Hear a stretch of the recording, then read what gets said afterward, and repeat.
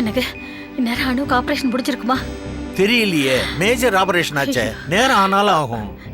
யாருக்காவது ஒரு ஃபோன் பண்ணி கேளுங்களேன். யாருக்கு? மாப்பிள்ளைக்கா? இப்ப அவர் இருக்கிற டென்ஷன்ல அவருக்கு போன் எல்லாம் பண்ண கூடாது. ஐயோ, நான் மாப்பிள்ளைக்கு ஃபோன் பண்ண சொல்லலைங்க.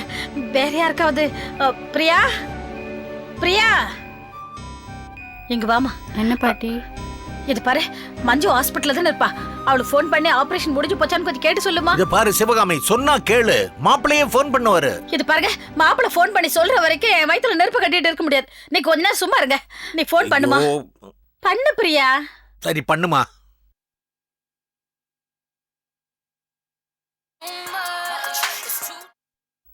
சொல்லு பிரியா. மஞ்சு, அம்மாக்கு ஆபரேஷன் முடிஞ்சிச்சா? நல்லா இருக்காங்களா?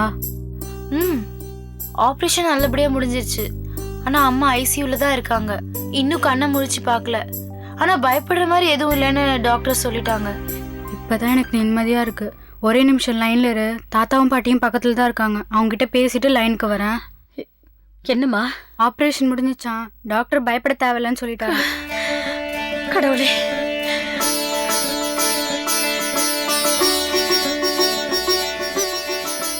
சரி மஞ்சு, நான் அப்புறமா ஹாஸ்பிட்டலுக்கு வந்து பார்க்குறேன். 1 செகண்ட் பிரியா. அம்மா அங்க இருக்காங்களா? அம்மாவா? என்ன பிரியா? அம்மா, மஞ்சு அம்மா ஹாஸ்பிட்டல்லேருந்து வந்து கோமா எங்ககிட்ட எதுவுமே பேசாம ரூம்குள்ளே போய் படுத்துட்டாங்க. அம்மா ஏன் கோவமா இருக்காங்கன்னு உனக்கு தெரியும்ல பிரியா? தெரியும்.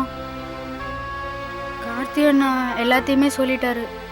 சரி, ஃபோன் அம்மா கிட்ட கொடு, நான் பேசுறேன். ஐயோ, நான் மாட்டேன். அம்மாவை பார்க்கவே எனக்கு பயமா இருக்கு. நீ பயப்படாத பிரியா. அம்மா கிட்ட போனை கொடு, நான் அவங்க கிட்ட எல்லா விஷயத்தையும் விளக்கி சொல்றேன். மஞ்சு ப்ளீஸ், நான் சொன்னா கேளு. அம்மா ரொம்ப கோவமா இருக்காங்க. ஏய் பிரியா, இப்போ நீ அவங்க கிட்ட போனை கொடுக்க போறியா இல்லையா? நான் மாட்டேன். சரி விடு, நானே அப்ப நேர்ல வந்து அம்மா கிட்ட பேசிக்கிறேன். ஐயோ, நீங்க வரியா? வேண்டாம் வேண்டாம். அப்ப அம்மா கிட்ட போனை கொடுப்பா. பிரியா, என்ன பதிலே காணோம்? சாரி மஞ்சு, அம்மா இன்னும் வீட்டுக்கே வரல. வீட்டுக்கே வரலையா? ரூம்ல இருக்கறதா சொன்னியே பிரியா. அது நான் உன்கிட்ட போய் சொன்னேன். அம்மா வீட்டுக்கு வரலன்ற விஷயம் உனக்கு தெரிஞ்சா நீ ரொம்ப டென்ஷன் ஆயிடுவேன்னு தான் நான் சொல்லாம மறைச்சிட்டேன். அப்ப அம்மா எங்க போயிருப்பாங்க பிரியா? உனக்கு ஏதாவது தெரியுமா? தெரியல மஞ்சு, கார்த்தியை நான் தேடிட்டு போயிருக்காங்க. மஞ்சு, அம்மா திரும்பி வந்துருவாங்கல்ல? பயப்படாத பிரியா. அம்மா கோவத்துல தான் எங்கேயாவது போயிருப்பாங்க. கோவம் தீர்ந்தவனே கண்டிப்பா வந்துருவாங்க. நீ பயப்படாத, சரியா? நான் உனக்கு அப்புறமா கால் பண்றேன். பாய்.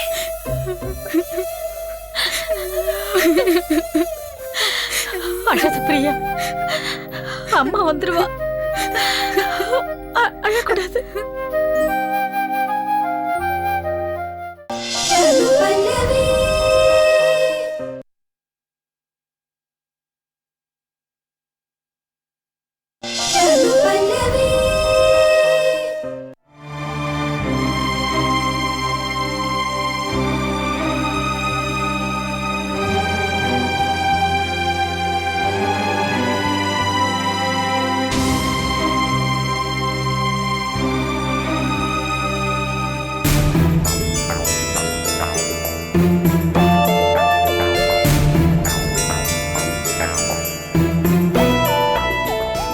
என்ன மஞ்சு, எங்க கிளம்பிட்ட?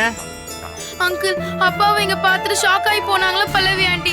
அவங்க இன்னும் வீட்டுக்கே போலையா அங்கிள். என்ன உளற? யார் சொன்னா உனக்கு? பிரியா தான் சொன்னா அங்கிள். அம்மாவுக்கு ஆபரேஷன் முடிஞ்சிருச்சா, அவங்க எப்படி இருக்காங்கன்னு கேட்கறதுக்காக பிரியா ஃபோன் பண்ணியிருந்தா. அப்பதான் சொன்னா. நான் ஃபோன் பண்ணும்போது பல்லவி வீட்டில் தான் இருக்கா, கார்த்திக் கூட பேசிட்டு இருக்கான்னு விஸ்வநாத் சார் சொன்னாரே. இல்ல அங்கிள், தாத்தா பொய் சொல்லியிருக்காரு. பல்லவி ஆண்டி இன்னும் வீட்டுக்கு வரலன்னு நம்ம கிட்ட எல்லாம் சொன்னா நம்ம எல்லாம் அப்செட் ஆயிடுவோம் தான் அங்கிள். சரி, நீ இந்த விஷயத்தை வேற யார்கிட்டயும் சொல்லிடாத.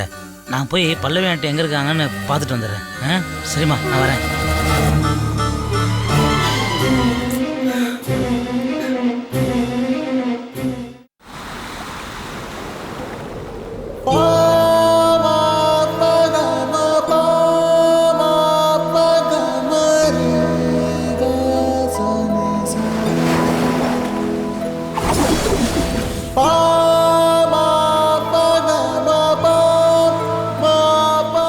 மனைவி அமைவதெல்லாம் இறைவன் கொடுத்த வரம்னு சினிமா பாட்டு இருக்குல்ல, கணவன் அமையறதும் இறைவன் கொடுக்குற வரம் தான். அதுக்கு ஒரு குடுப்பினை வேணும். என்ன பல்லவி?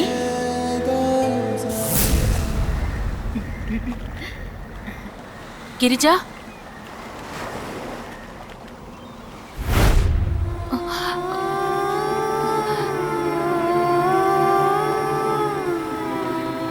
பல்லவி, அன்னைக்கு என்னமோ திமிரா பேசுன, இன்னைக்கு என்னமோ இங்க வந்து கூனி குறுக்கி உட்கார்ந்துட்டு இருக்க. என் புருஷன் ராமன் ரொம்ப ஆணவமா இருந்தியே. அந்த ராஜாராமனுடைய யோகிதை இப்ப என்னன்னு தெரிஞ்சு போச்சா? நெருப்புன்னா வாய் சுற்றாதுன்னு நினைச்சுதான் அன்னைக்கு உனக்கு கூட என் நிலைமை வரலான்னு சொன்னேன். ஆனா இப்ப நெருப்பு சுட்டுடுச்சே பல்லவி, என்ன பண்ண போற? என்ன பாக்குற? உன் புருஷனை ஏத்துக்க போறியா இல்ல எதிர்த்து நிக்க போறியா? பதில் சொல்லு பல்லவி. என்ன எனக்கு அவ்வளவு அட்வைஸ் பண்ண, இப்ப வாய அடிச்சு போய் நிக்கிற? உனக்குன்னு வந்ததும் என்ன முடிவு பண்றதுன்னு தெரியலையா?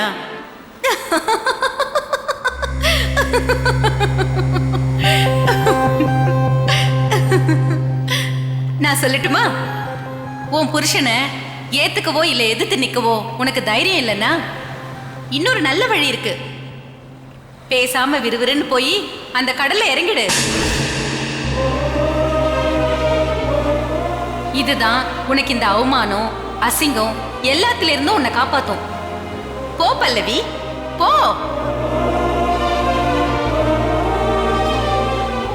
இதுக்கு மேல நீ எதுக்கு உயிரோடு இருக்கணும்? போ.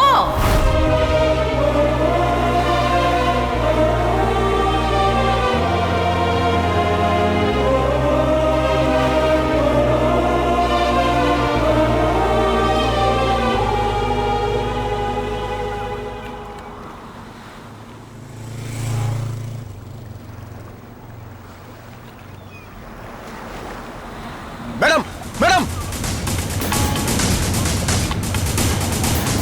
மேடம், மேடம்,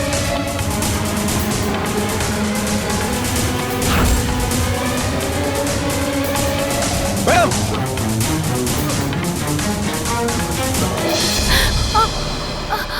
என்ன காரியம் பண்றீங்க? ஏன் இப்படி ஒரு முடிவு எடுத்தீங்க?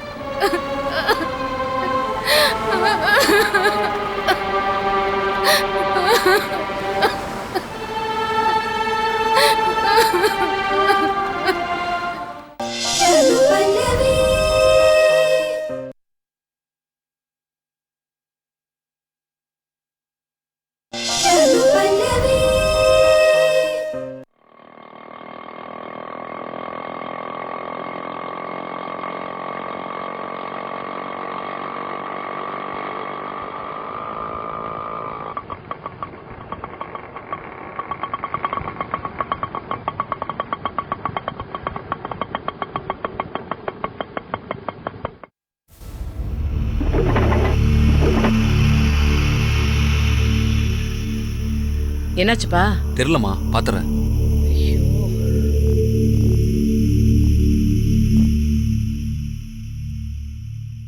மா, வண்டி ரிப்பேரு, நீங்க வேற வண்டி பிடிச்சிங்க. காசு கொடு.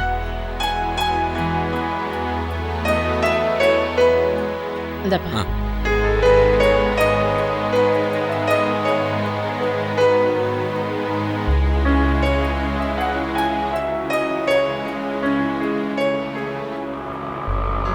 Auto auto auto.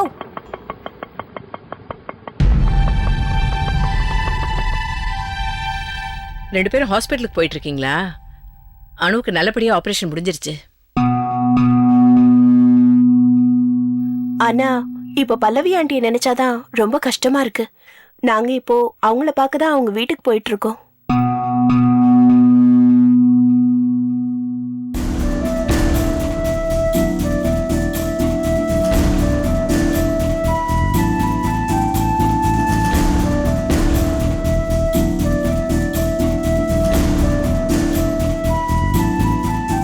ஆண்டி, நீங்க வீட்ல இருக்கிறதா தானே கார்த்திக் சொன்னாரு? ஸ்ரீநிதி, இப்போதைக்கு அவங்ககிட்ட எதுவும் கேட்காதீங்க. பதில் சொல்ற மனநிலையில் அவங்க இல்ல. முதல்ல அவங்க மனசு நிதானத்துக்கு வரட்டும், அப்புறமா பேசிக்கலாம். நீங்க ஒண்ணு பண்ணுங்க, மேடத்தை உங்க வீட்டுக்கு கூட்டிட்டு போங்க. இப்ப அவங்களுக்கு ஒரு மாறுதல் தேவை. ஆமா பல்லவி, நீங்க யோசிக்காதீங்க. நம்ம வீடு தானே, நாங்க இவங்களை கூட்டிட்டு போறோம். வாங்க பல்லவி. இந்த ஆட்டோல போயிடுங்க. ஆட்டோல ஏறுங்க. போங்க மேடம். நான் ஸ்ரீநிதி வீட்ல இருக்கேன்னு யாருக்கும் தெரிய வேண்டாம்.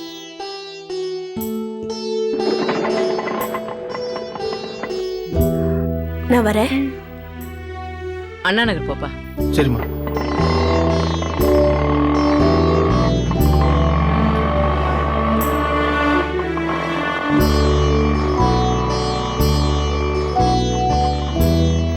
வா. என்னம்மா? ரிங் போயிட்டே இருக்கு, அட்டன் பண்ண மாட்டேங்கிறாரு. அவன் டிராவல்ல இருக்கான் போல இருக்கு. எடுக்காம இருக்க மாட்டேனம்மா. இவ்வளோ நேரம் ஆச்சு. பாட்டி, அம்மா ஏதாவது தப்பான முடிவு எடுத்துட்டா? சச்சே, அந்த மாதிரி எதுவும் நடக்காதுமா. நீ தைரியமா இரு. நீங்க எனக்காக சொல்லாதீங்க பாட்டி. அம்மாவை பத்தி உங்களுக்கு தெரியும்ல. இல்லம்மா, நீ கொஞ்ச நேரம் சும்மா இரு, வந்துடுவா.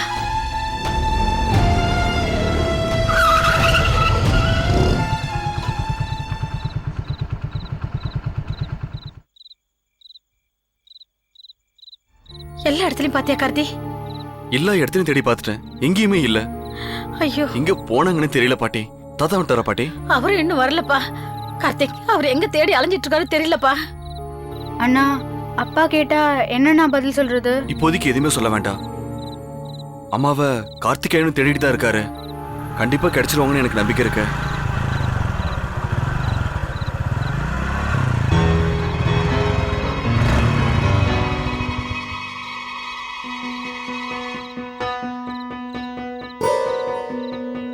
என்ன கார்த்திகேயன், அம்மா பத்தி ஏதாவது தகவல் கிடைச்சதா? இது வரைக்கும் எந்த தகவலும் கிடைக்கல. என்ன ஆச்சு ஏதாச்சுன்னு தெரியலையேப்பா. கவலைப்படாதீங்க, பயப்பட மாதிரி ஒண்ணும் இல்ல. பல்லவி மேடம் ஸ்ரீநிதி வீட்டுல தான் இருக்காங்க.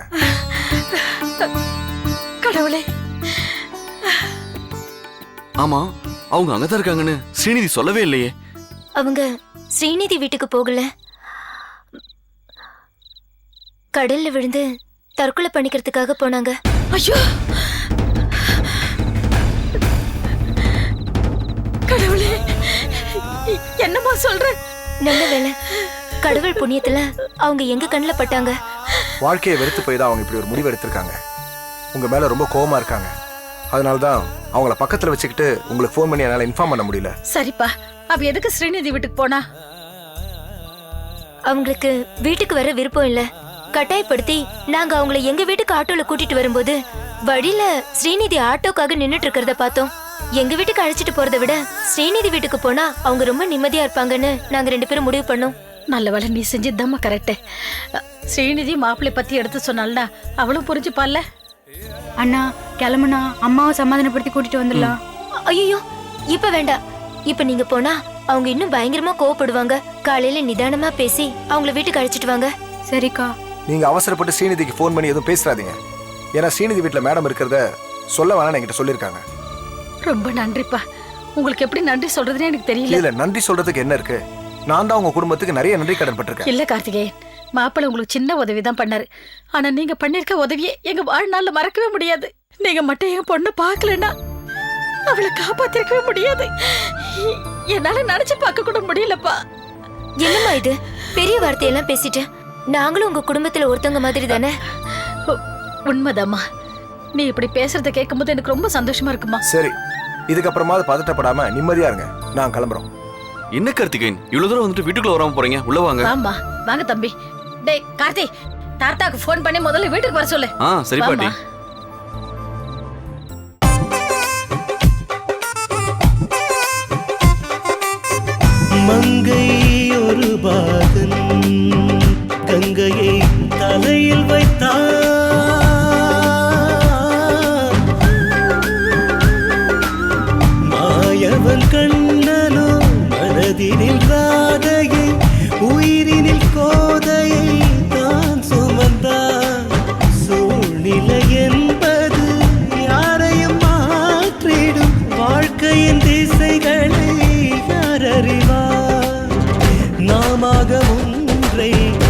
நிறைவேற்ற நினைத்தால் தானாக ஒன்று நிகழ்ந்திடுதே.